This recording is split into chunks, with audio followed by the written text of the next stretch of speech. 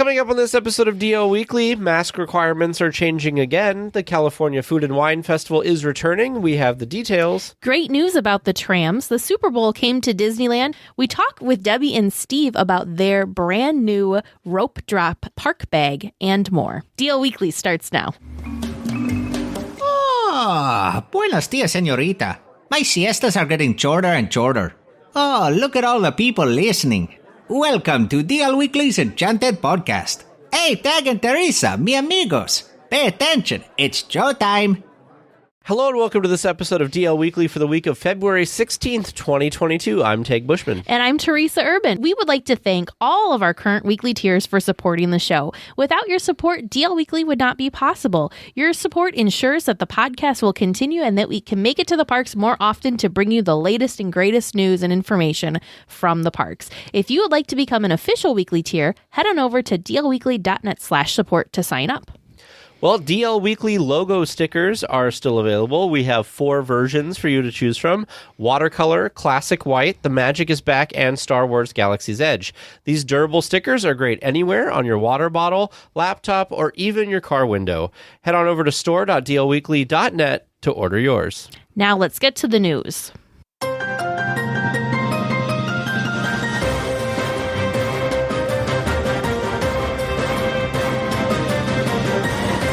Starting this Thursday, February 17th, face coverings will only be required for unvaccinated guests age 2 and older in all indoor locations, including throughout indoor attractions and indoor queues. Face coverings are required for all guests, regardless of vaccination status, in certain indoor settings, including Disney shuttles, and in health settings, such as in first aid. Face coverings are optional for guests in outdoor areas. You know, we were talking about this last week, and I'm actually a little surprised that Disney changed their policy this quickly. So for those of you that may not know, the state of California actually changed their policy. And so they changed their policy on February 15th that it wouldn't be required anymore for indoors if you were vaccinated to wear your mask. It seems like I was actually thinking back to our trips because of this, because it seems like this, of course, these rules are always changing because the situation's always changing. But it seems like Disney, I think when we were there in July, masks were not required for indoors if you were vaccinated when we were there for July. But when we were back in September and, of course, December, it was required again. So I kind of didn't think Disney would change the rule right away. I thought they'd kind of ride it out for a little while and they would still have masks required indoors. So I was a little surprised by this quick change. Yeah, I was expecting that Disney was going to hold on to it because Florida has not had a mask mandate for a while now, and they continued to have the indoor masking in their theme parks in Florida. So I was surprised that Disneyland kind of went this way so quickly. I guess my opinion overall is I think whether people are for it or against it or whatever, that the world is trying to get back to normal. And I think that with the fact that the weather is getting nicer and there's less cases and stuff when the weather is nicer, I feel like this is an opportunity to take down some of these mandates and kind of see what that's going to look like. At some point, we may go back to some type of masking, but for now, it looks like they're going to lift that, and we'll all see how it goes, and maybe it's going to all work out, and we're finally getting to the end of all of this, hopefully. And just a reminder, you can do whatever you're comfortable with. So if you're more comfortable to be in the crowded spaces with your masks on, nobody's going to tell you, hey, you can't wear that here. So by all means, if your comfort level is with going to these more crowded places, Disneyland included, and continuing to mask up, go for it. I think that's going to be something going forward. I think there's going to be people that, regardless of what's going on, may or may not wear masks depending on the situation, because that's just their comfort level. It's, places overseas, people have been wearing masks for a long time because of the fact that there's a high density and they don't want to get sick and stuff like that. So, more power to those people. If they, I still wear a mask occasionally. The The Disney California Adventure Food and Wine Festival is returning to the resort from March 4th through April 26th. This year, over a dozen festival marketplaces will offer fun and exciting food options. Special menu items will also be offered at dining locations around the park, such as Pym Test Kitchen and Terran Treats and Avengers Campus. The Sip and Savor Pass will be available to use on up to 8 items from the festival. Okay. So what do you think of some of the special events and the merchandise that's coming? Well, the merchandise, it seems like they always come out with great merchandise. We've seen tons of great merchandise, which reminds me, did you hear that the Figment popcorn buckets are back in stock in Walt Disney World? I did.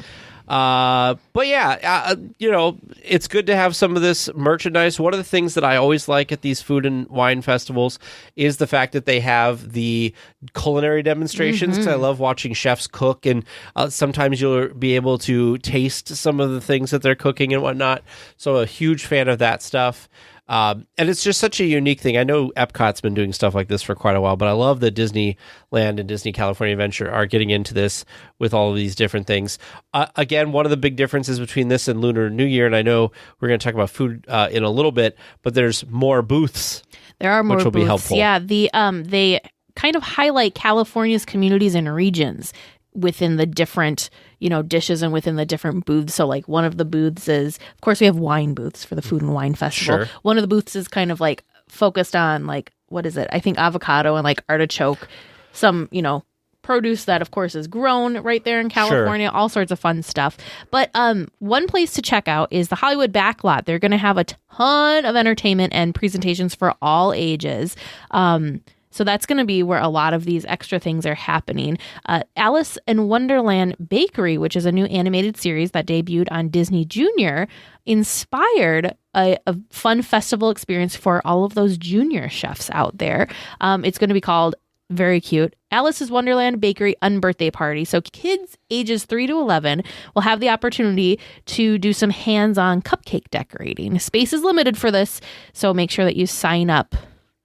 Yeah. To claim your spot. Yeah, I love when they do these things that bring kids and spectators in, especially kids. The kids love decorating things like cupcakes, and I'm sure they get to eat the cupcake afterwards. So it's a win-win for everybody. It is. So that's cool that, again, they're doing that kind of synergy. We've talked many times on the show how it seemed like there for a while the parks weren't really having synergy with their other stuff going on. And I feel like they're starting to get back to some of that, which I really enjoy. And doing it for something like the Fest is great. Is there anything that you are particularly excited about with this festival offering that's not food? That's not food. So I don't know if we're going to be able to catch any of the demonstrations. It seems like a lot of the culinary demonstrations will be taking place on Saturdays and Sundays, again, at the Hollywood Backlot stage. So I don't know if we'll be able to catch any of those, because when we're there, we're going to have a busy weekend and we're enjoying the park weekdays instead. But from what I can see, I actually really like the Spirit jersey. I'm not a huge Spirit jersey person, but I love the colors on this one. It's got like a dark purple at the base of the sleeve, so like by the cuff, and then it kind of like fades into like this kind of, I don't know if you want to call it a purple or if it's like it's kind of a pink purple. Yeah. And then it has like a cluster of grapes on the chest that says Food and Wine Festival. I really like the colors. The like colors fun are great and bright, very springy. Very fun. We're talking about all the things to do at the Food and Wine Festival, but what about, of course, the food? We kind of alluded to that a minute ago. Some of the options coming to the festival were previewed for Disney Visa cardholders in the most recent mailer. And some of those things, I will tell you, look really good. Some look very good. Some I have no interest in trying. The one that is a little out there for me is the peanut butter and jelly mac. So, that's peanut butter and jelly on top of macaroni and cheese. It's a peanut-based sauce with elbow macaroni, strawberry jam, brown sugar, streusel, and strawberry crackle. I don't know. I don't know either. I did ask producer James, because I he guess loves there's mac and cheese. No cheese on it, so that makes it better. But yeah, I don't know. He's a big peanut butter fan. He's not a big jelly person, so his response was kind of mixed. I will have to get it, and of the 6 of us, because it's you, James, the 2 exchange students, Vern, and I, we'll just each try. We'll get one, and we'll just each try a bite, because and then it'll be it's gone. kind of one of those weird like. Maybe, I don't know. And then it ends up being amazing and you want one yourself.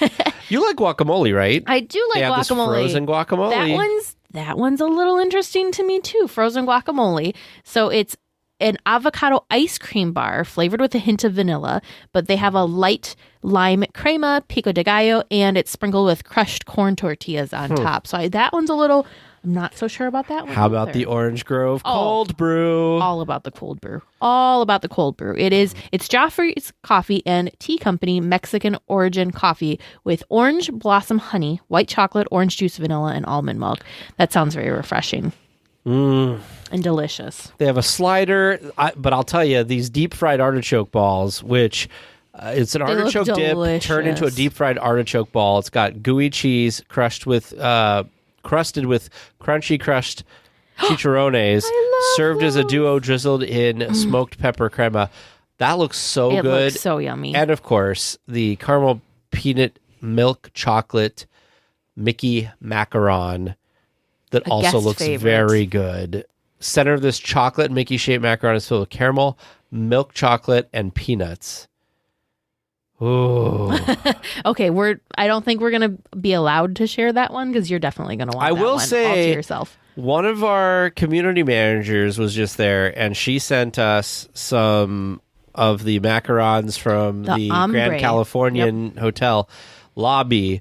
And right before recording, we ate 2 of them, and they were very good. We shared 2 of them. Yes, it was very delicious. Good of them. The other thing that I noticed, Mice Chat talked about some other dishes that were coming that were returning dishes, and I was crazy excited because I spotted the carbonara garlic mac and cheese. I think this is the mac and cheese that we had during Touch of Disney that Tag and I both just super, super enjoyed. So I'm very excited to see that. You know what I want to see on the menus, but they don't have?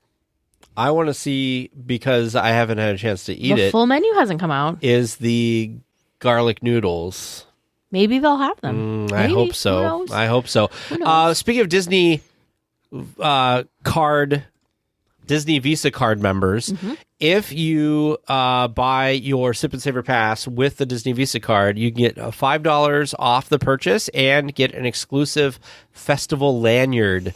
They have also talked about a discount for Magic Key holders, but they have not announced what the pricing is for the Sip and Savor Pass yet, or what that discount will be for Magic Key holders. There's probably no way that they would allow this, but it'd be pretty cool if you could stack. Oh, yeah, the there's no way. No way that they're going to do that. Some of the booths that they're going to have at the Festival Marketplace, I'll just read the names quickly. Look at that. Sorry, this just popped up. Garlic Kissed is one of the booths. They had that before. Maybe. That your garlic noodles might come back. The ones that they have are Avocado Time, Berry Patch, California Craft Brews, Cluckle-Doodle Moo, Delish, Garlic Kissed, Golden Dreams, I Heart Artichokes, LA Style Nuts About Cheese, Peppers Caliente, and Uncork California. So these sound really good. I was not surprised. I was delighted that this was happening when we were going to be there, because I love these food festivals. Are great. They are. So we've kind of been beating around the bush a little bit, but so Tag and I, as well as the rest of the DL Weekly crew, Vern and James, we are actually going to be in the parks during this festival. We are being very secretive about when it will be exactly, because it's actually for Vern and I's wedding. We're getting married at Disneyland. Woo! Very exciting, I know. But so we are going for a personal trip. So we haven't been announcing anything really about that trip, because we are kind of trying to keep that more private. There's going to be so much going on. So that we can spend the time, of course, celebrating the wedding.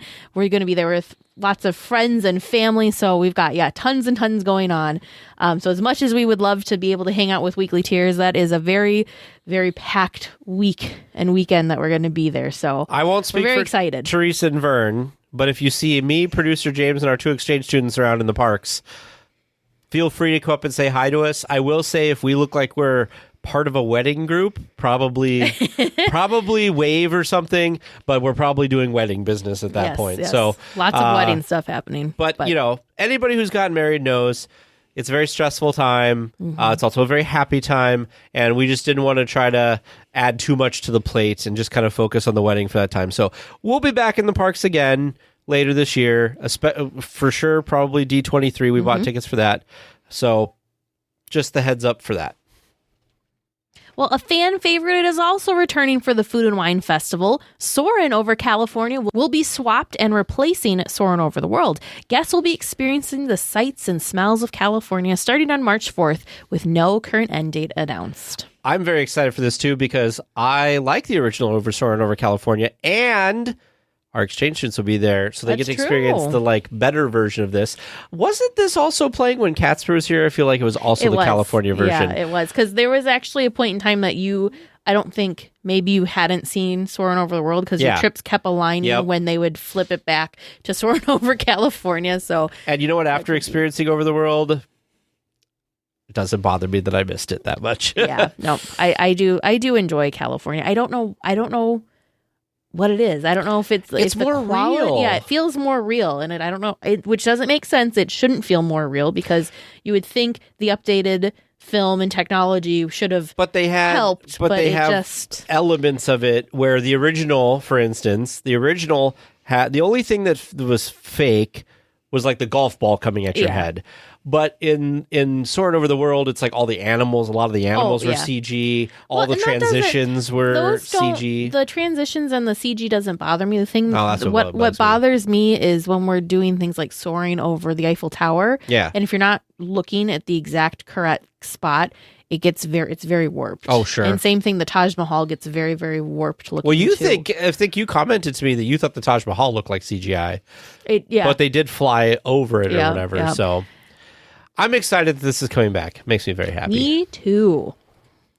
Weekly tiers should probably sit down for this one. The trams are coming back this month. Disneyland posted on Twitter that the trams are returning on February 24th.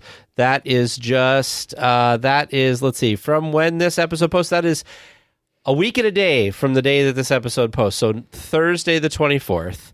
It has been just under 2 years since the trams cycled between the Mickey and Friends and Pixar Palace parking structures and downtown Disney. I like to believe, whether this is true or not, I'm choosing to believe this. I like to believe that it was intentional that they made the announcement that the trams were coming back during Magic Keyholder Month. Oh yeah, I remember you saying that. I really think they did that on purpose because I feel like Magic Keyholders were probably the ones that, obviously we're using, those are the people that live nearby. So those are the people that are parking in the ramps and the ones that were utilizing the trams most often, arguably. So Magic Keyholders. You know what's going to be ridiculous? Very, very excited.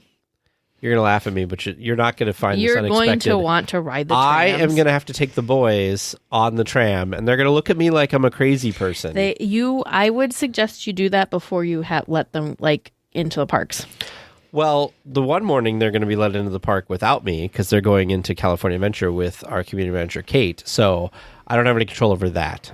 Yeah, I feel like you had hope of maybe them thinking it was cool if it was the first thing they did, because otherwise they're going to have they're going to think, you know what I mean? They're going to have rides and attractions in there. He thinks this is good. Yeah, what is coming? They're like, why aren't we in the park riding Space Mountain again? What is this? I don't understand. Yeah. Yeah.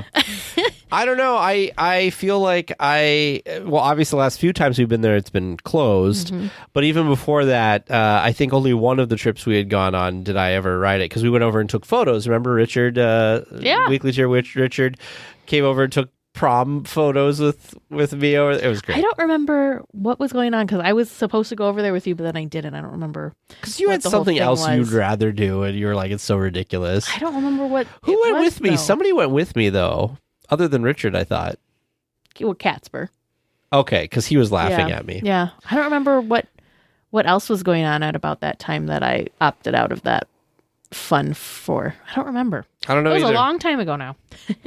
Well, guests who take the rafts over to Tom Sawyer Island in the near future will have a unique experience. The refurbishment of Fantasmic has made the dock used for guests unavailable at the moment, so the rafts are docking at the Fantasmic support dock further down the river. To keep the river traffic safe when leaving the island, guests are taken around the entire island and back to the dock. This is a unique opportunity to see the river this way. No word on how long the dock will be closed for this work, but act fast if you're interested in this. Oh, this probably won't be doing this when we're there. No. But it would be so cool to take one of those rafts around because That'd be you're going a little bit crazy. slower and you're lower down. Mm-hmm. You could see the murder beavers closer, probably.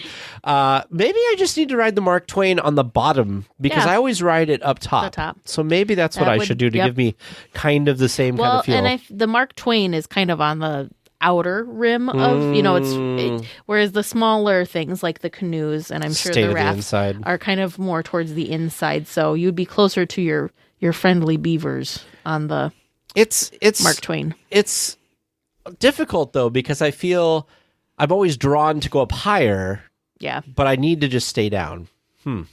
Maybe the next couple of trips you'll have to ride it a couple of times so you can still have the experience from riding Sure. through on the top, but Sure. then also try either the middle or the bottom.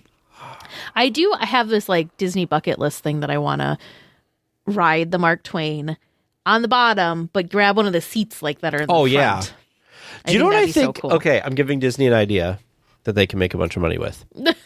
I think what would be cool on weekdays when they don't have Fantasmic running, that they run a dining package. Oh, that'd be very cool. And you could dine on the Mark Twain. It'll just like go around the river a few times while you eat. Wouldn't that be cool? That'd be cool. Yeah. That would be cool. I'd pay to do that. But I also was talking with somebody about paying to do the a backstage tour, and everybody thinks I'm nuts for that, but whatever. This group does not think you're nuts for wanting to do a backstage tour. Well, Are you thank you. kidding? Well, another favorite nighttime spectacular has made more progress towards performances again. The World of Color projector housings have been reinstalled along the back of the Paradise Bay. The previous housings had a lot of weather damage that would not be repaired. Once the new housing installation is completed, the show should be ready to begin testing and adjustments before opening to the public sometime this spring. I'm getting so excited because they've now put the fountains, like the housing or the platforms for the fountains, have been resubmerged. The last kind of piece of the puzzle was the projector housings that kind of, it's one of those things that I never really knew what they were until they took them, until we've been reporting on them. I've been much more keenly aware of these because I thought they were actually just kind of decorative pieces Sure. for the pier and for the lagoon area, but they have a purpose. Of course, it's Disney. Everything has some sort of purpose. But we're getting so close. So close. I am really hoping that Fantasmic and World of Color are just around the corner. It's feeling like it is. I could be totally wrong, but it's feeling like it's getting close. 'Cause the other big Percentage thing, that you think that'll be going when we're there? I'm having pretty good feelings on that because one of the things is the sailing ship Columbia wraps up their refurb soon. So that's also a good sign. And there's been a lot of work going on with the fountains Yeah. and such for Fantasmic. This is the third time I want to say that they've had that drained that they're working on Yep. stuff. So I feel we're getting close. I feel like we're getting close. You know what I was thinking about earlier today? Do you think that Disney has come up with a better contingency plan in the future if the parks were to close It could again, be. that they would come up with a contingency plan to keep this stuff Yeah. more maintained? Because I feel like they've spent an outrageous amount of money bringing all this Yeah. back up. Well, and I think, there's probably stuff going on behind the scenes that we don't really know about Sure. either, because I don't think it's Pirates is going to be going Yep. under for refurbishment pretty soon. I am and sad we about kind that. of we noticed the last few times that we've been there that Pirates was a little worse for the wear. The turntables were very, very loud, and so a lot of this stuff again was not meant to sit Yeah. and not move for as long as it sat and not move. So I think slowly but surely they'll get stuff back in tip top shape. But yeah, so it will be. I don't foresee the parks having to ever close for this long again, Sure. but who knows? I never thought they'd have to close for this long this time around. So yeah, they do need, a better maintenance plan if this were to happen, I think, in the future. I do also want to say, talking about how beautiful the Paradise area is, community manager Kate is actually in there on the night we're recording this, so she posted this gorgeous photo. It's a little stormy tonight, but this picture she sent with the lights of Pixar Pier, like reflecting on the bay, looks amazing. That's, the pal-around lights, the rainbow of colors on the lagoon is just gorgeous. Just gorgeous. For weekly tiers in the United States, this last weekend was the Super Bowl. The Los Angeles Rams beat the Cincinnati Bengals 23-20. What does this have to do with Disneyland? Well, the Rams players, MVP Cooper Kupp, Aaron Donald, and Matthew Stafford said the iconic phrase, "I'm going to Disneyland," and sure enough, they did. The champions took part in a cavalcade down Main Street, a trip around Avengers Campus, and more. To see the highlights, visit the link in our show notes. So, I'm not a football or sports fan in general. I did watch the Super Bowl. You did? I was rooting for the Rams, and they won in last minute, which is the type of football game I like. It was close, so it got exciting because sometimes when it's not, whatever. When I found out they were going to Disneyland, I was like, yay! And it makes perfect sense, though. They're in Los Angeles. It makes sense to go to LA to Disneyland. So, very cool. It amazes me that these, and it's happened with Disney World, the last Super Bowl and stuff too. It's like the very next day they're in Disneyland. It's like you just probably exerted yourself more than like most people do in like a month in one night, and then you're boom there. It's crazy. It's pretty crazy. With the big 50th anniversary celebration for Walt Disney World in full swing, a couple of board games are coming out to mark the occasion. One of them is called the Happiest Day game, which the description reads, quote, "It's a delightful game of sharing and discovery. Visit exciting attractions, meet cherished characters, and experience magical moments throughout the Magic Kingdom park. Along the way, you'll share your favorite ways to spend the day. When Tinkerbell reaches the top of the castle, the game board magically transforms from day to night. It's an enchanting adventure every time you play," end quote. But the one we are most excited for is the Big Thunder Mountain Railroad game. That description reads, quote, "This here's the wildest game in the wilderness. Step off the stagecoach and into the cursed mining town of Tumbleweed. Will you find fortune mining the mysterious mountain or awaken its many dangers? Discover gold-filled veins, grow your mining operations with new equipment, and invest in the town's businesses. With the right strategy and a dash of good old-fashioned luck, you may strike it rich," end quote. Sounds fun. Both games come out this spring and are not open for pre-orders yet. The Big Thunder Mountain game, I believe, is $29.99, and the Happiest Day game is also $29.99. I thought it was $24. MSRP $24. So the Magic Kingdom Happiest Day game is $24.99. I am so excited about this Big Thunder Mountain Railroad Me thing. too. I don't know why, but it just sounds amazing.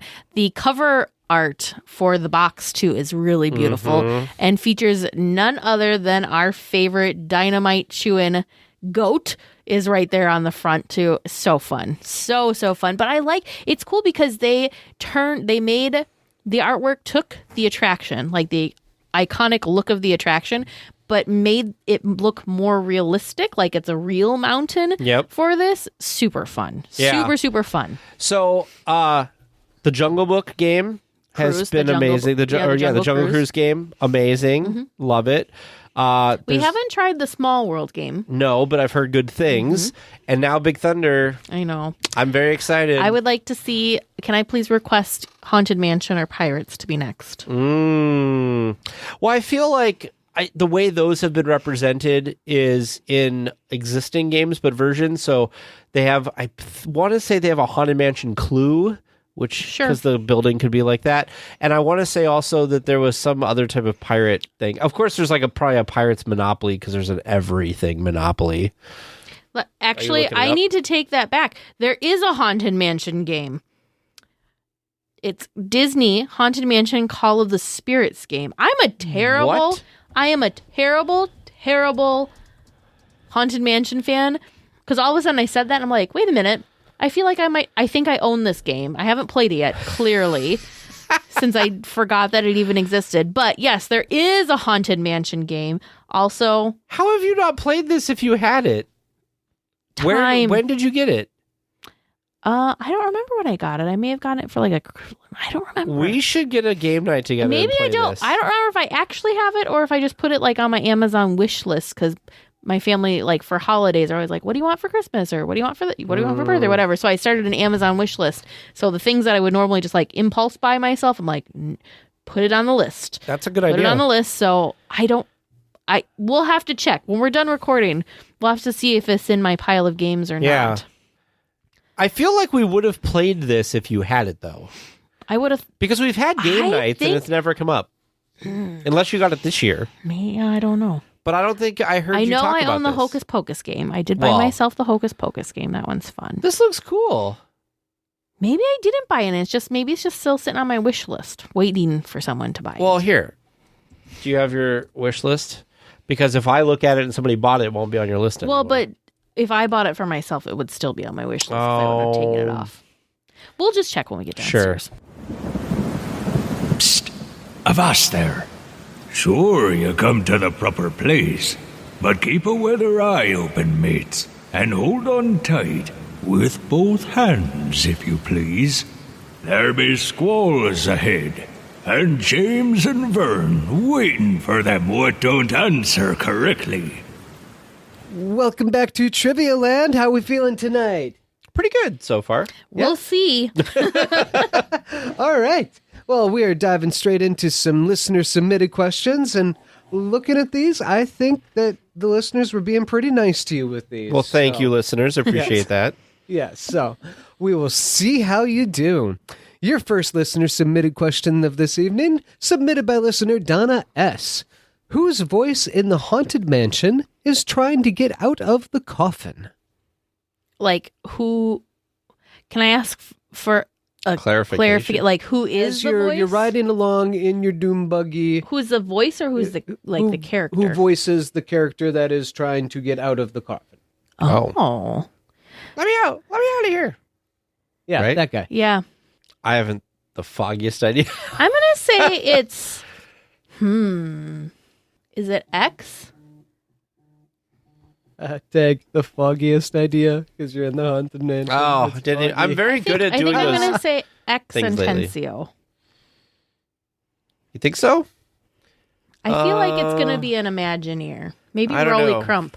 I don't know. I don't know. I don't know, Vern. I have a Zippo for that one. Dang it. Can I have a X or Rolly? No. Do you want me to say Rolly and then one of us will be right if you get No, because I'm going to be... I would have been right either way, but maybe not really. You know what I mean? Sure. Oh, I don't know. Maybe it's Bob Gurr. I feel like it's an Imagineer. It's not Bob Gurr. I feel like it's an Imagineer that worked on the attraction. It's not is Bob what Gurr. I think it is. Okay. But I so don't are you know sticking who. with X? Yeah, I'm going to say X. I think. Okay. Who are you? I don't have an answer. Say Rolly? Sure. So I'll say Rolly Crump. Teresa says X and Tizio. But Teresa gets it right either way. If it's one of those two. Are those your final answers? Yeah. All right. Your second question from listener Michelle. The restrooms that are located closest to the castle, what are the stall doors painted as? The playing cards. Yes, they're cards. I love them. They're Alice in Wonderland themed. I love that bathroom for that reason. Mm-hmm. And by closest to the castle, you mean part of the castle. Yeah. I read them as they send them. Sure. Your third question from listener Keith N. What ingredient is used in the paint used on the coral and rockwork in the Finding Nemo submarine voyage to protect it from the California sun? It's glass, like shards of glass. Mm-hmm. Which is great because I didn't put this in the news, but the submarine voyage should be opening soon because they've removed a lot of their stuff from in there, and they should be filling it up anytime now, hopefully. Yep. It looks like it. There's still a little bit of stuff, but the coral's back in place. There is questions on whether the refurbishment used the same glass technique or if they used regular paint this time. I feel like they would have to have used the glass, but we'll see. Yeah. The other cool thing about the glass is it like reflects light. Too. Oh, yeah, it shimmers and stuff, yeah. And your fourth regular round question from listener Whitney N. While Donald Duck has 3 nephews named Huey, Dewey, and Louie, what are the names of Daisy Duck's nieces? Oh, goodness, I have no idea. That's definitely our stumper. I didn't even know that she had nieces. I don't think I knew she had nieces either. I bet you it's probably like, let me think. I bet you it's H, D, and L, so maybe we'll say Lucy. This is another Zippo for me. Yeah. I don't know. My one guess is Lucy.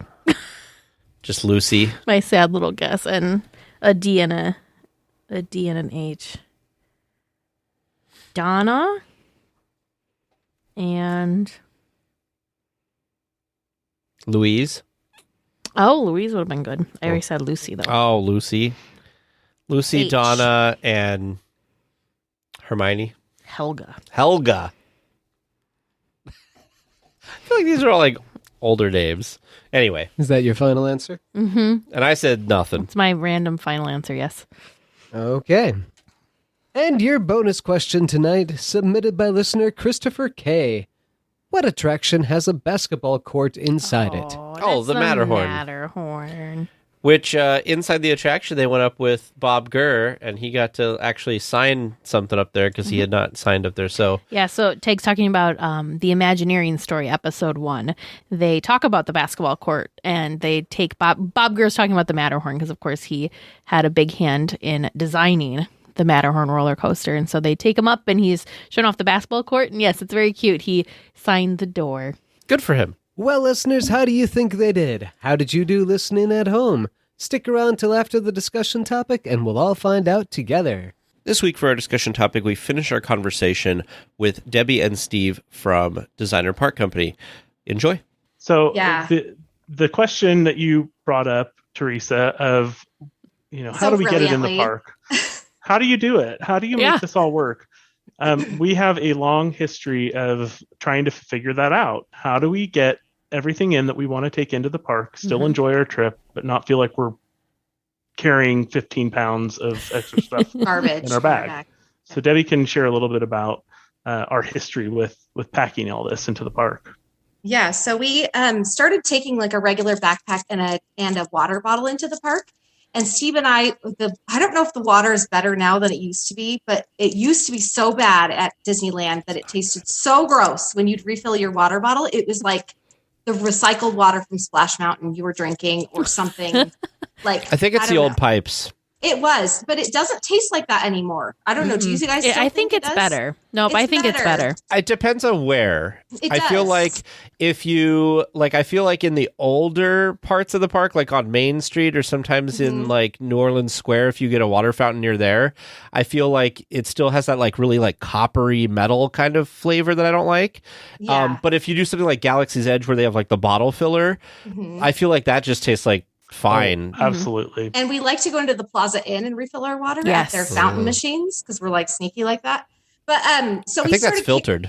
Yeah, it is. Oh, It's absolutely, yeah. so cold, and you can get ice. Anyway, so we started bringing a water bottle, just regular water bottles, and we would take Crystal Light packets and we would split it between the two of us because it was too strong for one packet for us for some reason, but it cut the taste so we could handle the water at Disneyland.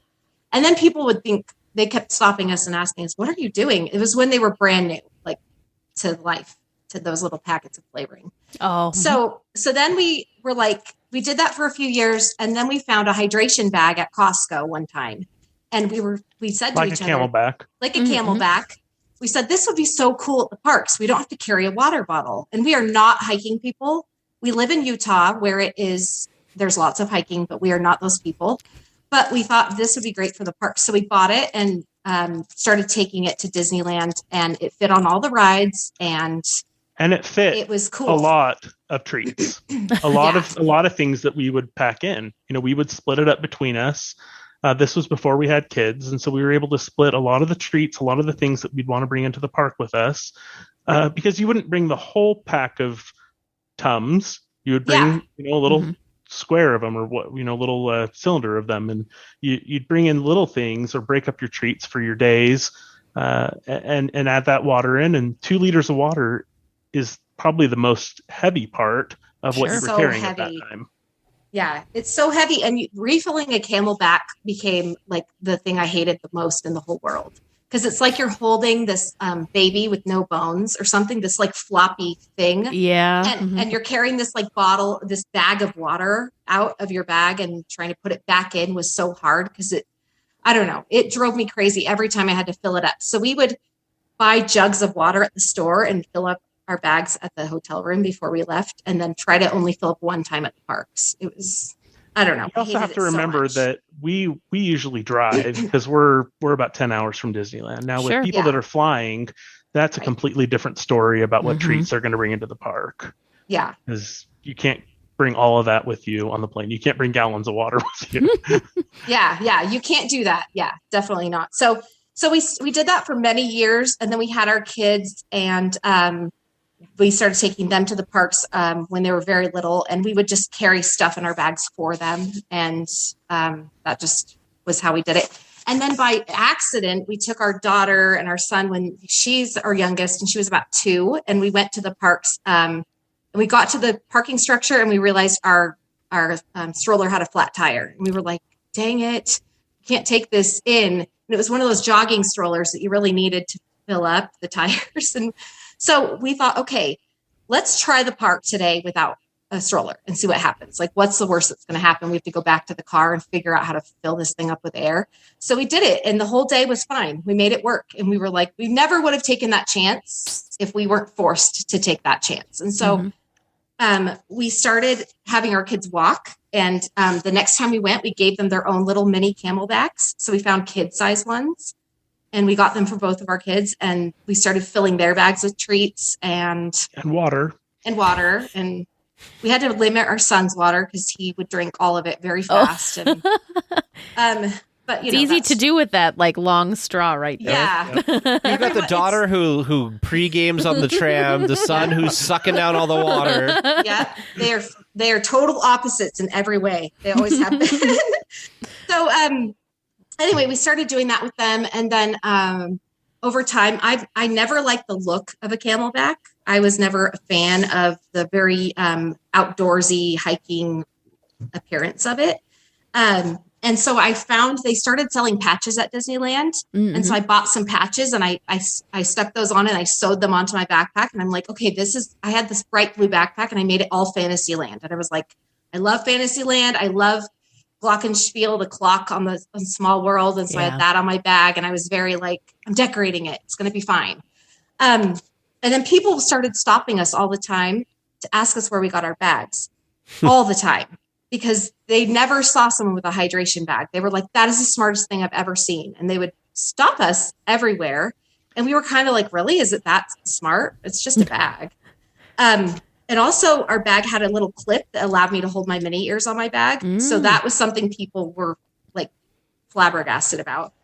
And the material allows you to add things like pins and things that can kind of personalize your bag, as Debbie was saying, because we wanted to make we wanted to individualize our bags and make them a little bit more fun. So when we're in the park, we were able to drink and stay hydrated, but then also make them our own. Yeah. So we added patches to our kids' bags and pins. And when we were at Disney World, people were like, have you been to Disneyland? Oh, you guys have been to Avengers Campus? Because we had like patches from Avengers Campus. And it was a fun conversation piece. But the more times we took the bags and had people stopping us and telling us how much they liked it, the more we realized that we had this thing that people didn't have and they didn't know about, and that it was something that was needed for all people. And then I started thinking about how could I make a bag that didn't look like I was camping and hiking, that would allow me to stay hydrated. And then I found this like thing that you can attach to a water bottle instead of a bladder that would allow you to have hydration from a water bottle and not this like floppy big bladder. And Steve had a bladder break at Disney World and leaked all over his bag. No. So he had to order one from Amazon, and then they didn't deliver it to our hotel. They delivered it somewhere else, and he had to cancel it. It was a whole thing. And I was like, this doesn't have to be this hard. We could just use a water bottle is not going to puncture and start leaking all over your bag. It's just not. Right. It's thicker. So when I found that hydration kit thing, I was like, this is what I need. I'm going to use this to make my bag. And we'd talked about it for years, right, Steve? Yep. Many, many years we've talked about what can we do to make this so that others can enjoy, but mainly for us, what can we do to enjoy going to the park, but not feeling like we are camping and hiking all day long? Yeah. So we came back from our Disney World trip in October and we just started thinking about it a lot more seriously. And I went online and asked in a lot of Facebook groups, like, what would you want to have if it was the perfect park bag? And I got a lot of responses from people. And then I just started sketching what I think would look cute and writing down the list of things I thought were needed. And then we came up with the bag we have now. So that's just which is introducing the rope drop. That's the rope drop. We call it the rope drop. We have a lot of Easter eggs on our website to Disney. That's awesome. Yeah. I think that's really incredible that, through your experiences and through your observations, you will cancel. Sorry. No, you're fine.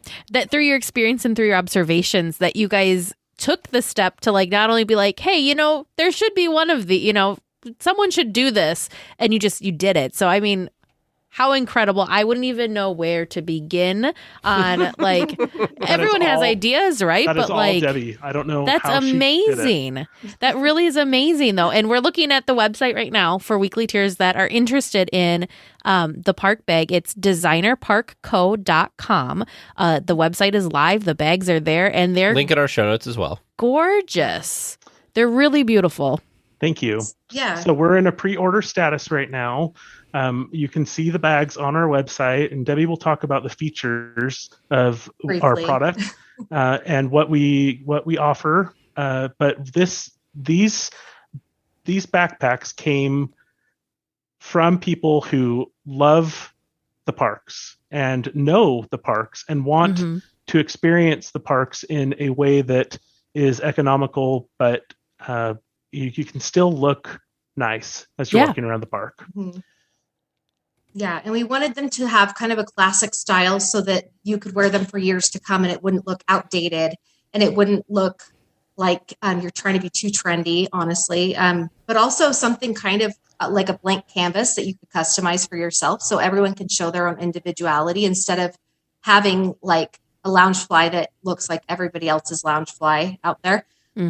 But also, I owe no shade to Loungefly for everyone. I don't want to get them to find me online and give me hate because I have a bunch of Loungeflies. They're cute. I think they're so cute, but I don't think they function well for a day in the park if you're going to go all day. That's my own opinion. Yeah. I don't think they're big enough to hold all the things you want them to hold, and that's just me. But so I made our bag a mini backpack, but it's also bigger than a Loungefly is. So it does have, and it has quite some extra pockets and stuff. Yeah. We put a strap on the bag that's adjustable that you can use to hold your Minnie Mouse ears or mouse ears. That. If you're a man, you can put regular ears too. You don't have to have Minnie Mouse ears. Question for that. Can you put a can you put a baseball cap in it? No, I need to try. Well, I think you could through the if it snaps in the back. Yeah. Oh, sure. Do that. Yeah. If it doesn't snap in the back, sense. probably so not. Hold these guys. Yes, absolutely. Totally. Totally, you could do that. And it would stay on your bag, I think, better than one of those ear holder things that people are using, just because I wanted them to be secure to the bag so they weren't flopping around, because when you get on and off a ride, there's a lot of movement there. And also, I got one of those Loungeflies that had the little ears, the little Minnie Mouse ear headbands all over it. My husband bought me one of those. But the way that you attach the ears is you take 2 strips of fabric and you snap it underneath the bow.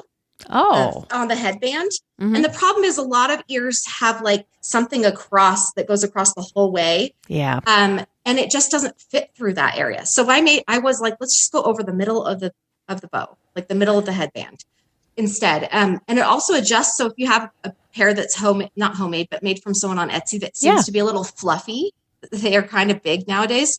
It gets quite large to cover the whole middle of that bow. That's awesome. There.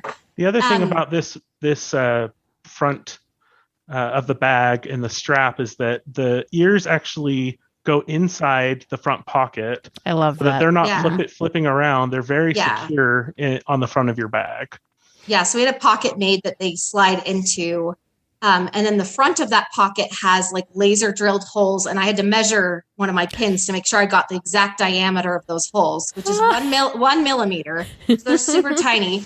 And then they drilled like a pattern on the front. So you can take your pins and you can put them on your bag. The pocket opens up a little bit so you can access the backs of your pins. But it allows you to put them on your bag and move them around, because sometimes you might decide you want to change out of them. Yeah. And you don't need to destroy the fabric there to do that. So you can really take them on and off and move them all around however you want. And then I found some locking pin backs, and we're including 10 locking pin backs with every backpack, because we want people to use their pins and not have to feel like they're afraid they're going to fall off. Locking pin backs. Those are my Game favorite changers. things ever. Yeah, I'm like, you Such have game to use changers. them. So I have a functional question about the locking pin backs. How do these locking pin backs work? They look super neat. So you just pull the top of it. That's how it comes off. So it's like the top of it kind of is like a spring or something. Yeah, there's a little spring in it. Oh, So it because I was takes looking off at that it way. on your shop, and I was like, these things look really cool. But I know, like the Disney ones, they have like the little, you have to have the Yeah, tool they're and all that. no You're tool. not going to have the tool. You're not going to think to bring that with you, and you're going to lose it, and your kid's going to lose it, and yeah. So These we've are been super using- cool. Yeah, we've been using them, and we've gone to the parks with our bags for, I don't know, like over a year now, on and off all the rides for us and our kids, and never lost a pin. So Never. they Nice. totally work. Yeah, so we just wanted to include that. And we also sell pin backs on our website, but you can get them on Amazon. You can get them anywhere. We're not like trying to become pin back sellers. But if you need them and you want to include them, great, go for it. But what else? The bag on the inside, there's like a phone pocket and another pocket that's a little smaller than a phone pocket that would be good for your power bank or chapstick or something little that you want to slip in there. In that pocket, and you can also fit a full set of ears in that pocket as well. In the front Pocket, right higher behind the pocket. strap. So there's like Ears for days. I love it. So yeah, you could wear one on your head. You could put one on the front strap, and then you could put one in that pocket. And then you Don't can rotate tempt them. Teresa, please. I mean, just for all the pictures you want to take, and you don't want to.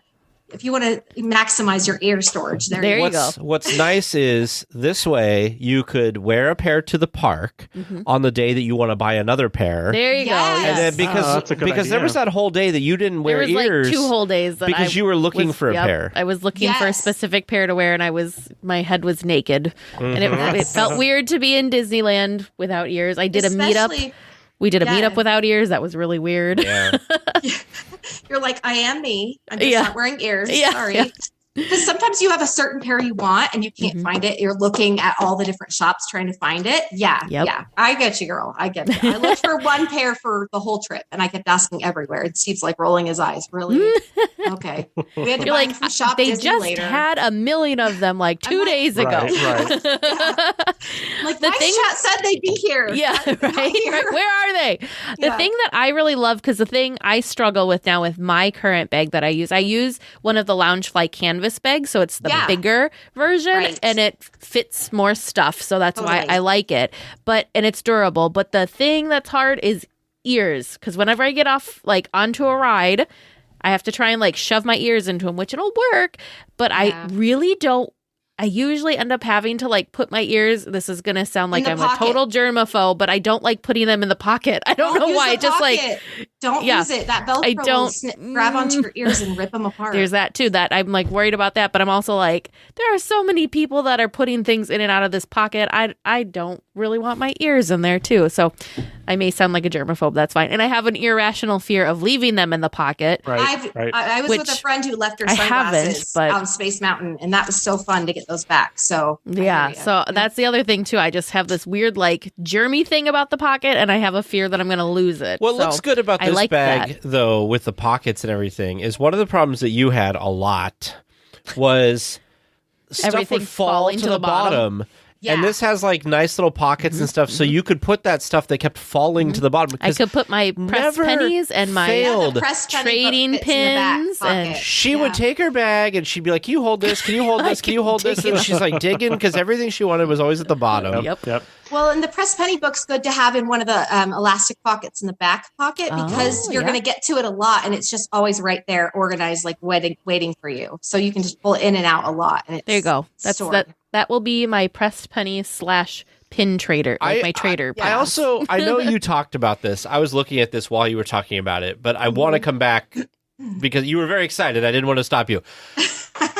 This idea of having the small pocket with the holes in it is brilliant, because if you have something like a Loungefly, or like this looks like it's like nice material, I would not want to like stick a pin through it. No. But this is amazing because it's already got the holes there, so it'll fit so much easier, because sometimes you're like pushing, I don't know. And it lines them up perfectly too. So they can look really nicely laid out when you're putting them on too. Yeah, it's really fun. And I know there are some bags out there. I think Disney has one where they've got holes in the bag, but the bag itself is very boring looking. It's just like a bag. There's nothing to it. Well, the other thing I I've wanted seen to combine things. Yeah, the other thing I've seen too with some of those bags is which I understand, they have like a plastic thing over it, so then your pins are protected. But I've seen a lot of times where people get like condensation from like moisture buildup in there or too. Or it gets dirty and they don't wipe it off. It's and they just don't look as good. It just doesn't look as good. They're very small bags. The one function of those bags is basically just to show your pins off. Yeah. So and they Teresa, hold really tight to the bag. Like they don't flop around. They literally like sit very tight to the bag. Awesome. So Teresa, I was going to point out, you mentioned earlier that you taking your ears off for a ride is kind of a tricky thing, and you don't have a place to put them. The nice thing about our bag is, yes, you can strap them in, but you can also just drop them into the pocket in the front. Just for so the they'll ride. Stay in there, and then you can easily pull them right out after. What didn't you guys think love about? This. It's honestly like well, we're not even to the best part. I know. Oh no! But wait, there's more. But wait. So there's 2 side pockets on the side of the bag, which you can put like your sunglass case, your phone, whatever, an umbrella. It fits that. You can put a water bottle there if you want, like one of those smaller, like Kirtland's signature, like a small crystal geyser. I don't know. I feel like you're advertising Costco a lot here. I know. I'm sorry. It's I only notice it because I miss Costco. Our nearest Costco is like an hour away. Every time I look at houses, I'm like, where's the nearest Costco? I just have a problem. He knows. Priorities. So we have like these 2 side pockets, and then the back pocket has the 2 elastic like pockets to hold water bottles, and it can hold a 1 liter water bottle, which for me, I would just take a 1 liter. That's the biggest I would take, and then just refill it, because carrying 2 liters on your back gets really wearing throughout the day. And that was the hardest part about the trip, was I wanted to drink all my water just so it would get lighter on my back. I was just like, get this thing off my back. And then taking it on and off the rides is kind of hard when it's really heavy and kind of cumbersome. Sure. So we put a water bottle pocket on both sides because we wanted people to be able to choose which side of the bag they use the hydration on. And this is inside the main pocket. I want to make sure the that's back clear. pocket. Yeah. And that back pocket can hold 4 Spirit jerseys. That's how big that back pocket is. Nobody can see this on the podcast, but Teresa's jaw just dropped. It's just totally deceiving. But I did a reel on Instagram where I was just I didn't want to load them in the bag on Instagram, but I just took them out and I was like, 1, 2, like just how many do you think it will hold? It Holy shocked cow. me. But so I made sure that all the pockets, by the way, have no zippers. So when you're going through security, you're not like unzipping all these different compartments. Nice. Because that was a big problem with the Camelbacks too. There are so many zipper compartments. And the Camelback material was really like a tent material, and it would get caught in the zippers. And it was like we were all fighting with our bags at security, and it would drive my husband crazy. He's like, "Can you be faster?" Because I'm already getting stopped because I've got Pandora bracelet on or a bunch of Alex and Ani bracelets, and then my bag, and then we're trying to help kids unzip 100 pockets too. So. And Steve's like, "I'm just walking through. I don't have anything." He's gone. And I'm like, and then they're like, "Oh, she's got a bracelet." And I'm like, "See, look." And I'm talking to the guy, and he's like, "Stop, please." And Steve's already inside buying breakfast he's or like snack. riding his Main Street vehicle He's down already the castle. gone. He's gone. The kids and I are like, Steve, you and I should go together. We'll go. Teresa and Demi will just be chilling at the gate. Yep. Yeah. Talking Chat with all the plan people. at D23 Yeah, we should Meet up get up and- some rides. So also we wanted, so that hydration, we added that to the backpack. So we put a hole in the back with a grommet. So it's totally like finished off that you can fit the hydration tube through from the inside of the backpack. And if you don't want to use it, you don't have to use it. It's on the very back of your bag, so nobody sees it unless your bag's off, and it just looks like a finished little hole right there. Another cool feature of that hole is you can put your battery pack, your power bank in one of those elastic compartments, and you can pull the cord out through that hole, and you can use your phone while it's charging in your bag, and it's really just a safe place to hold that. So I like that you have the little elastic straps on both sides to be able to put the water thing on either side too. Because I'm like, what if somebody can't use their right arm or their left arm and they still want to be able to access it? And we also have a dominant arm that we always feature, right? That's our favorite. So I don't think the picture on there shows it, but there'll be an elastic strap kind of up towards the top of the bag and then also one towards the bottom so that we can hold it along the whole strap, like tighter to the bag. Oh, yeah. Okay. Yeah. But the hydration thing we have also has a clip that holds the bite valve to the strap at the very bottom of the bag. So you can pull it off that clip. It's held with a magnet and you can pull it to your mouth and drink from it. And then when you're done, you put it near that magnet and just holds it, snaps it right back into place. Magnets are amazing for stuff like aren't this. they? It's a really strong magnet. It's funny because when I bought the thing to try it out, it's like, this has a strong magnet. Like there was this warning on there, like, be careful, it's a magnet. The reason that we wanted to do this is because we feel that it's really important that you stay hydrated in the park. So because of that, we have decided that we will include what we call the Schweitzer hydration kit. Yes, Schweitzer. We couldn't use the backside of water. We wanted to use the backside of water because it's water on your backside. I mean, it's just like perfect. Or Dr. Falls. We thought of Dr. Falls too. But the Schweitzer hydration kit is what we came up with. And we're including it with the bag, with your 10 locking backs for your pins. And we decided to sell it with it because that is the purpose of our bag. It's to stay hydrated. We think it's fashionable, but we also want to make sure that key priority is covered, that you're able to do that'll keep you hydrated and happy in the park at all times. Yeah. So that's awesome. We were really about the hydration. Honestly, there's no hydration bag on the market in existence that isn't a hiking backpack, that is just a fashionable, backpack, but ours supports your active lifestyle while also being fashionable. So it's a kind of a different approach to all of that. And then, Teresa, we were talking earlier about that net that I was telling you guys about. So the oops, I bought too much stuff net, or don't need my jacket anymore net. Yes. The oops, I want that hoodie, but I can't wear it right now. Net. It's so funny because our Camelback that we had been using had a net that I could pull across the front of the bag and clip up to the top. Oh yeah. It went over the whole front of the bag. And I would put my sweatshirt there, but I didn't want to put a net over the front of your bag, which you're fashioning with your pins and your ears. Because that's the look. Like you don't want to cover up your look with your sweatshirt. So I was like, let's put it on the bottom. And then we went through a lot of trial and error with the people at the manufacturer in China who didn't quite understand my weird vision. So, because nobody's ever told them to put a hole in a bag and add a zipper and put a net in it. Sure. Yep. Yeah. So we definitely confuse them. But so what we have is a net that we have in a little hidden pocket in the back of your bag, and it is a lined pocket that's lined just like the bag is. And then the net comes out, and we've got these two little spring clips that you can clip the little elastic bands to. I love that. Yeah. And so you can take it out when you need it, put it away when you don't. It's just like a hidden secret. Gives you some extra storage. It's the whoopsie daisy net. So yeah. Your safety net, if you will. It's your safety net. Exactly. Oh, there you go. I should have called you when I was writing all this. That to me, that stupid little extra, just that little extra just speaks volumes to me, because when we were just there in December, that was my first time being to California in December. So the whole weird swings and temperatures was just weird. So I'm trying to remember. I think sometimes I was able to get my sweatshirt to fit in my own bag, but a lot of the times it ended up in his bag, so I'm sure he would have That's been because much... you had your water bottle that was always in there. And... Yep, all my stuff. Yes. Yes. So sometimes it would have been nice to have my little safety net, so then I could have taken care of myself and not had to rely on your backpack having space. They do fit. The net does fit 2 tennis shoe size 12 shoes in it. Women's 12. Let's be clear, not a men's.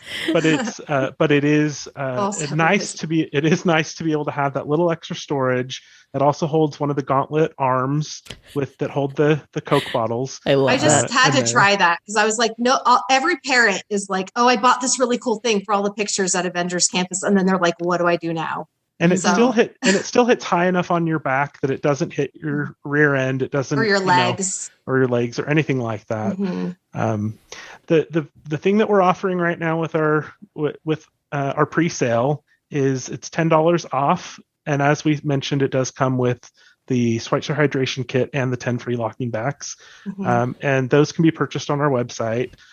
We feel really strongly about this bag. It's not something that we're out to make $1 million. We did it because we love the parks and we love to have some functionality within our experiences there. You were looking for the perfect bag and you couldn't find one, so you created it. Yep. Yeah. That's what I she love did. that. That's really amazing. That's really cool. Future lines, we've got many ideas of what we're going to be doing for the future. Won't share too much of that version. right now. We're going to do a men's version next. Yeah, with a coated canvas, so it's like water resistant, and it's going to have like leather accents to it. Also, like some really cool. But everything is made of vegan leather. So we use vegan leather because it's better on the environment, but also because it's tougher and more resilient to water and stress than real leather is. Real leather doesn't do well with water, and I don't want people to get a bag and then get a nice bag and then ruin it. Plus, we want our bags to be, while they might look expensive when you look at them or look expensive on our site, we want to make sure that people understand this is a bag that we anticipate you'll have for many years to come while you're actually in the park and able to express yourself. And we got some great ideas coming for Universal parks and other theme park experiences down the line. But we wanted to get this one out and going because we feel really strongly about the importance of having this in the park. And frankly, we weren't sure how many of each color to order. And I wanted to offer 4 colors. So we are doing a pre-sale because we had no idea. And we're like, if people just buy what they want, I can order what they want. And then we'll have an idea of what sells. I was like, I don't even know what to do here. But we kept our logo completely off the front of the bag because we didn't want people to have that competing with their style and their design. So we put it on one of the side pockets. There's a metal logo. Our Designer Park logo is on the side. And we called it Designer Park Company because we just wanted to say, like, this is a nice bag, like a designer bag. But it's also just a park company. Like, it's very generic. So when we do bags for Universal and other things, it's just kind of goes everywhere.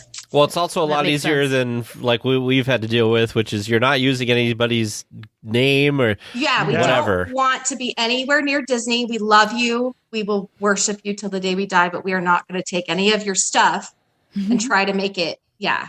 So we have a polka dot one, and that's about as close to Disney as we have. But yeah, I will tell you though, I'm looking at your Instagram right now. And it looks like since you started this Instagram, it's kind of shown the process of making the bags. Like your like second post is like this cool styrofoam kind of thing. It looks like it's trying to get the idea of the sizing and everything. The manufacturer made a paper model of the shell of the bag for me. That's so cool. That was the first one they made. The second one was more detailed and it was a better looking one. But my sister-in-law called me up and sent us a message and she's like, stop sharing that. Someone's going to steal your idea. And I'm like, I want people to see the process because it's so cool. Yeah. And they send me a picture of my bag looking like literally like like a slice. It was like sliced in half. You would never know backpacks are made like this way. And it's like rings that they were connecting. It was blowing my mind. So I just think that fascinates me, all that stuff. Yeah, well, and I'm looking just the, like I said, the whole process. You have another post about showing the back pocket with all the holes in it. Yeah, you have some stuff that's showing some key details. You have the Designer Park Company thing that you have that sticks on the side, but separate. The logo plate. Yeah. So I don't know. I I love learning about stuff. I'm like one of your kids, right? Like, I want to know how it works. But this is kind of neat because I think a lot of people don't know how much work goes into these things. You know, even Disney goes through all this stuff too, and Loungefly for all this stuff they make. So people think like, oh, they can just make a thing and pump out a million of them. But I'm sure this is way off, but I'm sure that you've realized, because you're working with people like in China and stuff and manufacturing, that it's really challenging and difficult to get a physical thing made like this that's custom. It's easy to get a t-shirt or a sweatshirt or something with a printed logo or something on it, but something like this that has a distinct shape, distinct features, it's challenging, I'm sure. Yeah, and they have to work perfectly or they don't work at all. So the first sample they sent me had a ton of problems with it, and we were like, okay, this is wrong and this is wrong and this is wrong. And then we ordered, the other two were being made, our brown one and our polka dot one, and then they corrected it there. But we would never have known if we had ordered this sample bag to have been made and sent to us. And so there's a lot of back and forth where you're trying to test things out and see how well it works. And then I was worried, I'm like, I better get some pins on this and make sure they fit through the holes, that I got the right size and all that stuff. So there's a lot of back and forth and trying to design all that. But we really feel strongly that like our company is just us and we're park goers. We're not some big wig fat cat guy sitting up in an office with a bottom line, like going through a list of parts thinking, what can I chop off so my bottom line can be less?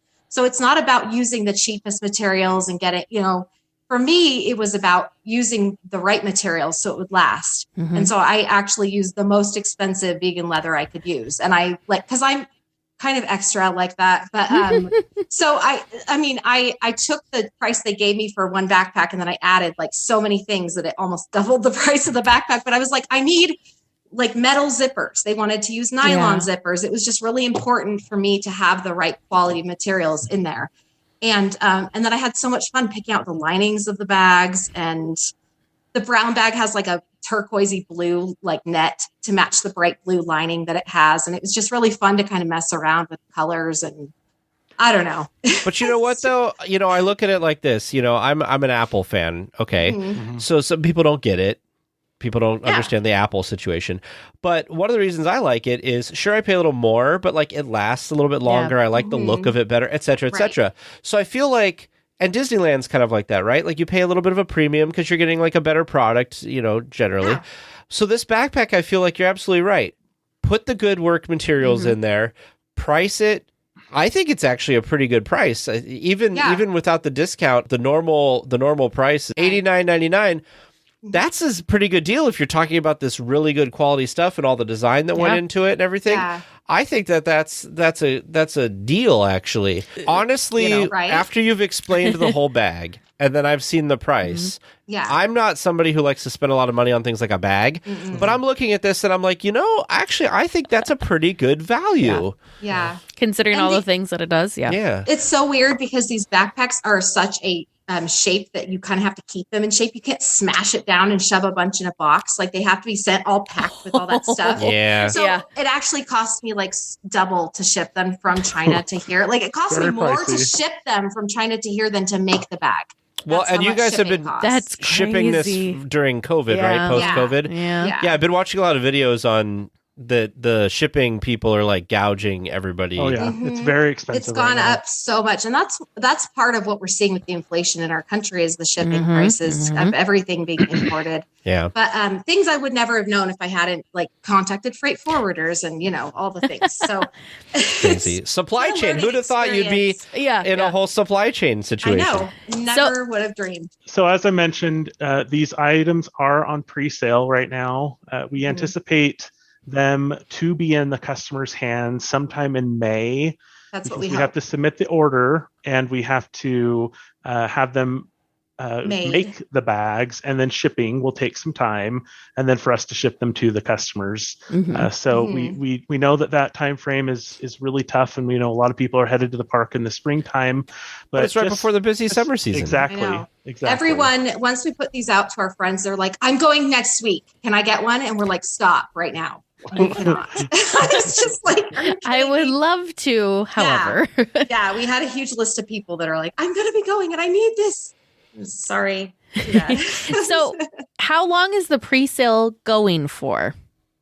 We're thinking till probably about the end of February. Okay. Then we'll probably cut it off. But we have a certain amount of bags we'd like to sell so that we can get a big order in, and then and then we'll start ordering more regularly to keep inventory on hand. But what will most likely happen is that the items will still be available on our website, but they will be in a back order status. Sure. The items will most likely go into back order, and at that point, once we have the items in, we can determine if we'll have enough from this pre-sale to deliver to those that didn't make the pre-sale.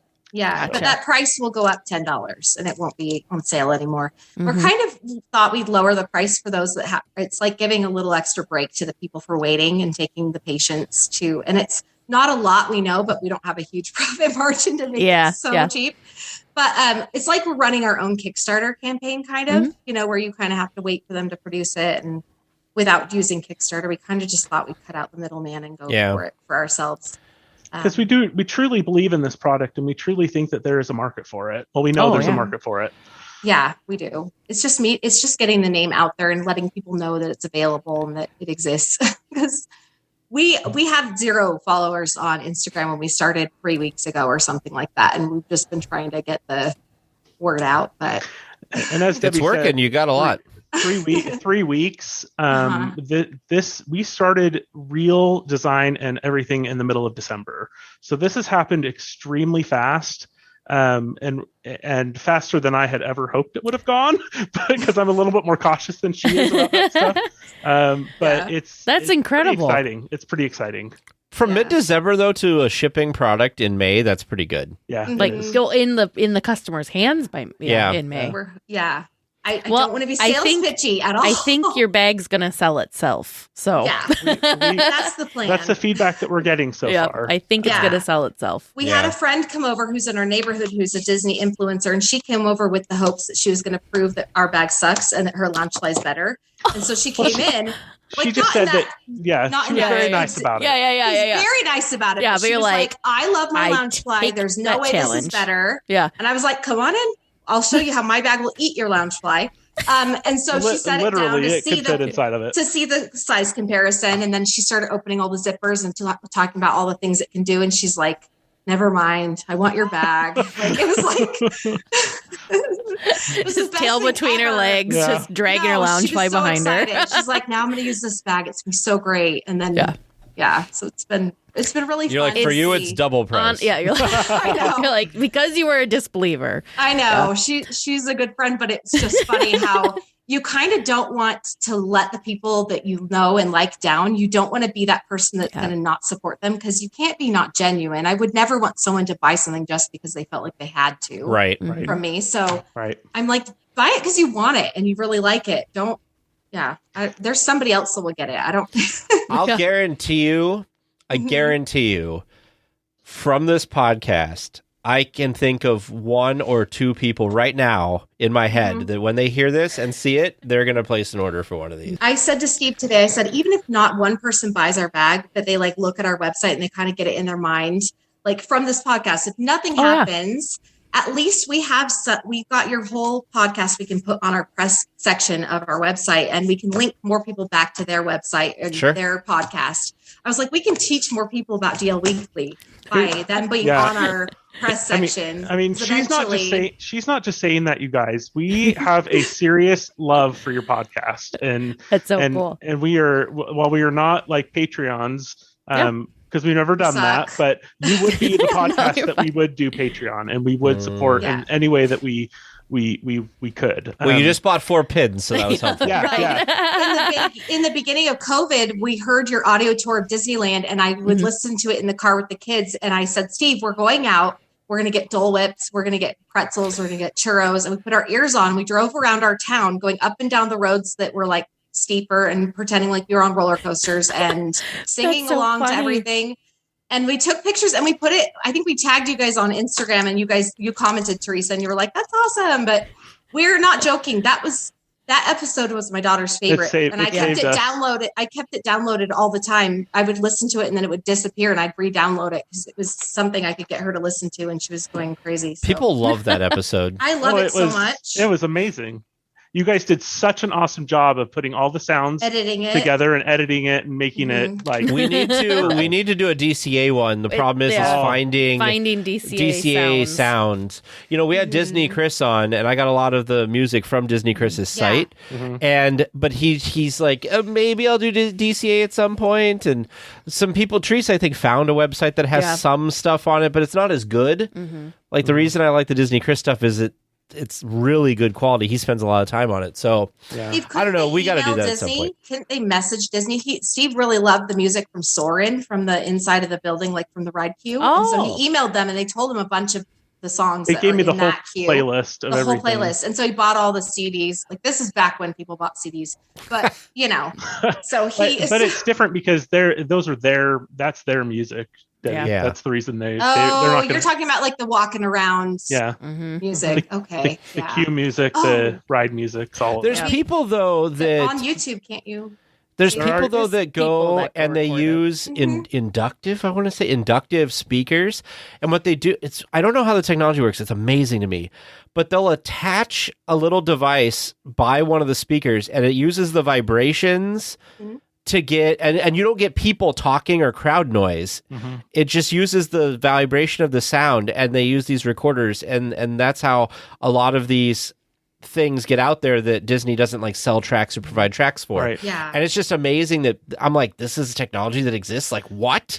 Is it like that Jawbone thing that would like, it would like get from your, something along those lines. Yeah, exactly. Can we all just agree though that Disney has to put out another official album? Gosh, yes. The best thing Disney ever did, but I think it became a rights issue like it always is, right? Was they had those kiosks, I'm sure you remember. It was the Disneyland Forever kiosks, and they had all these tracks, and they'd add them a bunch, and they'd burn you a little CD, and you could get it, and a lot of music got out of the park that way. But some stuff never ended up on there because of rights issues and stuff, and that's part of the problem. And you know, I kind of think, I think you're right. I think Disney needs to monetize that, because this might be an unpopular opinion, but I do think that YouTube channels have grown in popularity for the parks just because of the ambiance part of it. Not necessarily yes, we have good personalities too, but sometimes I just keep watching. I'm like, I don't really care what the people are doing or talking about, but it's just cool because I feel immersed in the Disney bubble, you know. There's a guy Yes, there are good personalities, don't get me wrong, but I think everyone's drawn to it because of it feels like you're in Disney again. There's a guy on one of my podcasts who loves Star Wars and loves Disneyland. And he went to Disneyland with his wife, and they spent an entire Saturday. And he set up a camera, and he recorded different scenes in Galaxy's Edge of just like his camera there and like watching it. So he's got 2-hour loops of the front of the Millennium Falcon and people just walking by and stuff, like uncut. And you get just the noise and whatever, and like it's so cool because you get the Millennium Falcon's neat because you get like the photo pass photographers, so you get all these families coming, and it's like you're there. And then he got another shot from up on the thing, and he got a shot somewhere else, and I was like, this is kind of cool, like that people do this. So where is it again if people are interested in purchasing one of your fabulous new bags? Where can they go to find out more? You will want to go to our website, and that's designerparkco.com. And you can find all the information there. It talks about what our bag is, where we came up with the idea, all the different descriptions for it and stuff like that. Yeah. That's where it is. Do you have an Instagram too? Oh, I do. Yes. And that's at Designer Park Co. Everything's Designer Park Co. We're actually Designer Park Company, but we thought company was too long of a word, so we used Co. So you can call us either thing, that neither of them is wrong. Perfect. And that's designerparkco.com, not designerpark.co. Oh, yes. Sure. Yes. .com. Thank you guys so much for spending time with us this evening. And I'm excited to see what happens with your bags. Like I said, I know that there's going to be some people in our audience that are going to love these. Hopefully they'll be in that pre-order first batch. I might even order some of the pinbacks from you, if nothing else, because those things look sweet. Love the idea. When I'm going to keep an eye on this, because when you have a men's version, I also not that any of these men couldn't wear them. They're kind of unisex actually. But anyway, Tag, what you want to do, for those that aren't ready to purchase yet, we do have an option on the main page of our website to subscribe. You want to provide your email address there. You will receive a confirmation email, so check your spam also once you've subscribed, because that will be the way that we will be able to communicate all our new products once they come out if you haven't placed an order yet. Yeah, and we often do a sale that applies only to those subscribers where they get an extra discount. We did run a sale for 2 days where they got an extra $10 off their order for the first, people that supported us and subscribed in the beginning. So, and also we don't email very often because we just don't have time to. So you're really not going to see a ton of stuff from us, but you will know the basic things that are happening with our company. So yeah. Subscribe. Very exciting. Subscribe or Instagram. Those are just pretty make much sure the 2 ways. And to your listeners, make sure you confirm your subscription because you will not receive additional emails. Confirmed as well. I did both already. Thank you. I am on top of it. It worked. That's great. Isn't it great when technology works how it's supposed to? Amazing. It's hard when it doesn't. All right. So if you could work at Disneyland, what would you do? Sky's the limit. It could be any job. It could be real. Could be something you made up. What would you do? I told Steve we were talking about this, and I said, you know what? I want to be like a travel reporter for Disney, where I want them to send me on all their cruises, and I want to stay at all the resorts. I want to write do YouTube reviews about all the things. I want to try all the experiences. I want to go. Yeah. So that's what I want to do. That sounds like all a the fabulous places. job. So you want to be a Disney Parks and Experiences ambassador, not just one park, but everything. Right. All the parks and all the adventures by Disney. I want to do all the things and talk about it and, review it. So that's... See, I would have thought you would have gone for merchandising or making bags or something, but no. Oh, no. I think that's fantastic. And I love that you kept Adventures by Disney in there because that's something that a lot of people forget about, but bucket list. Yeah. So, then the hard thing is choosing which adventure to go on because they all sound fantastic. So, Steve, what would you do? Well, I, for years, felt I would just go and sweep the streets. I would just go and be a janitor and sweep the streets. And then we saw a little kid that had been sick in the bathroom and realized I would have to clean up that too. So I thought janitorial's not my place. So I actually would love to work in the show designs, but also doing the shows, being part of Fantasmic, not being in it, but being part of the crew that works on Fantasmic. I mean, as I mentioned earlier, that show is an incredible piece of my Disney story, and that would just be a dream. You can go hang out with Murphy. Yeah. Before she has to go on stage. You can be best friends with Murphy. Yeah. Or just run the pyro or something. Yeah. Shoot off the fireworks. Do you know what a cool job would be? And nobody I think ever thinks about this. They have people on the tops of the light towers that run the spotlights. Yeah. Oh, yeah. Can you imagine seeing the show from that angle? That's such a unique angle. Yeah. I couldn't do it. I'd be dancing and singing the whole time. The light would this light tower is moving around. Is I'm just thinking, are you talking the light tower that we watch go into the ground? Yeah. Oh my gosh. Oh man, I don't know if I would go on top of that. Nope. I don't know if I could go up there. I would want to, but the spotlight wouldn't be moving because I would be frozen. I want to shadow the spotlight person, so I just want to stand next to them and watch the show. I don't think it's that big up there. It is. It's the whole top of the lighting rig. Okay, that sounds a little better then. Yeah, we can all dream, right? That's a cool. I like the people that do the shows. I like their outfits. It's like a whole black thing with Disneyland. Love it. I remember listening. Yellow. I remember listening to your podcast a couple of years ago where you had one person that was a friend of Mickey on Fantasmic. As Fantasmic. Little Taylor. And that was just so cool. She was in, you may have seen her because she was in the opening crew for Fantasmic even too. Yeah. It was that first summer of 92. I was just blown away. That's great. Plenty of room. Love it.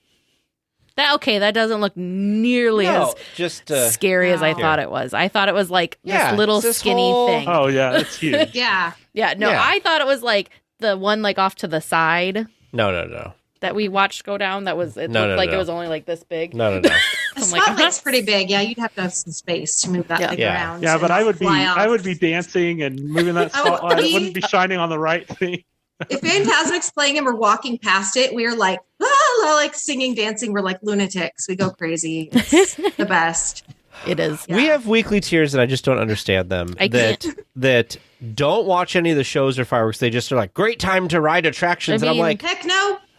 Yeah. No. It is. wrong It with is you? a great time to ride attractions, but that's why you do 5 days, because you do like Yeah. 3 days of Phantasmic and 2 days of doing attractions. Right. Well, you Absolutely. leave after Phantasmic and then you go on rides because everyone's That's true. leaving.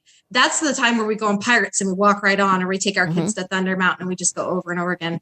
And we're like, look at you guys, you did it all day. And they'll just walk around all day long till like midnight. And Or Rock do it stars. during the first Phantasmic, and then Yes. when Phantasmic's Yes. over, you get to sneak. Well, in the olden days, you could just sneak right in and get a front row seat. Now, it's Yeah. Right. fast Yeah, you passy can't do stuff. it. It's yeah. We would watch the fireworks on Main Street and then we'd go see Phantasmic and we'd wait till everyone left that restaurant. What is it? oh, Riverbell Terrace. Riverbell. And we would sit there, and normally we'd find a couple we didn't know, and we'd sit with some strangers, and we'd become best friends. So while we're waiting, That's for the show, best. it was the best. That's so fun.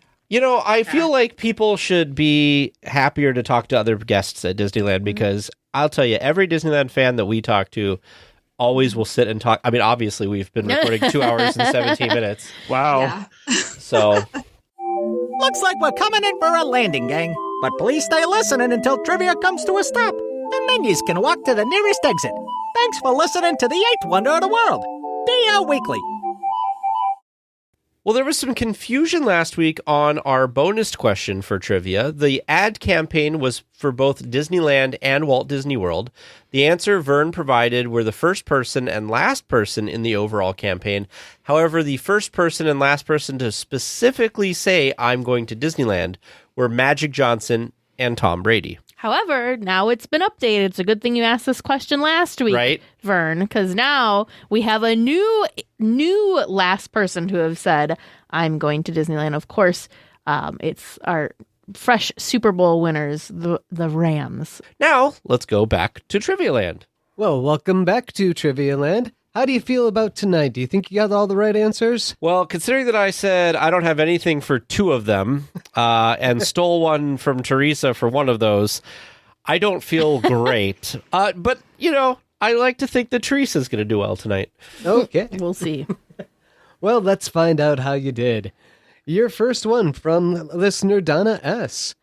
Whose voice is the voice of the one in the Haunted Mansion who's trying to get out of the coffin?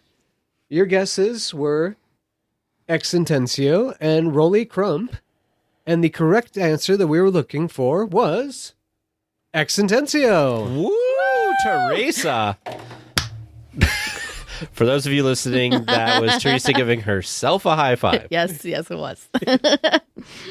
We still have to get a version of that to use in we the need chat to make and a stuff. video of that. Here's second question from listener Michelle.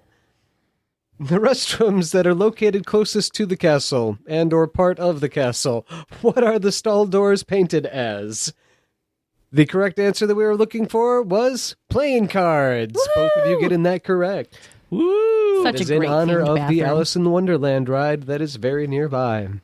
Yeah, those bathrooms are awesome. And, like, it seems so obvious that you would paint them like playing cards because that's kind of the shape. But I don't know if I would have, like, thought to theme the Right. restroom that way. So super cool. Isn't the tile work in there, too, also? Like It's got, diamonds and yep, stuff? yep, Yeah. it's got the suits. Hmm. Your third question, submitted by listener Keith N. What ingredient is used in the paint used on the coral and rockwork in the Finding Nemo submarine voyage to protect it from the California sun? The correct answer that we were looking for was crushed glass. Yay! Both of you getting that one correct as well. Good job, Tag. And Teresa. Your fourth regular round question, submitted by listener Whitney N. While Donald Duck has 3 nephews named Huey, Dewey, and Louie, what are the names of Daisy Duck's nieces? Your guesses were Lucy, Donna, and Helga. Pretty good guesses. And Tag's guess Not at all. was, I got nothing. Those names sound like three like old ladies like stuck in a basement somewhere baking bread or something. Why would they be stuck in a I don't basement? know. That sounds terrible. The correct answer that we were looking for was April, May, and June. Oh. That sounds much nicer, yeah. Yeah. And tonight's bonus question, submitted by listener Christopher K. What attraction has a basketball court in it?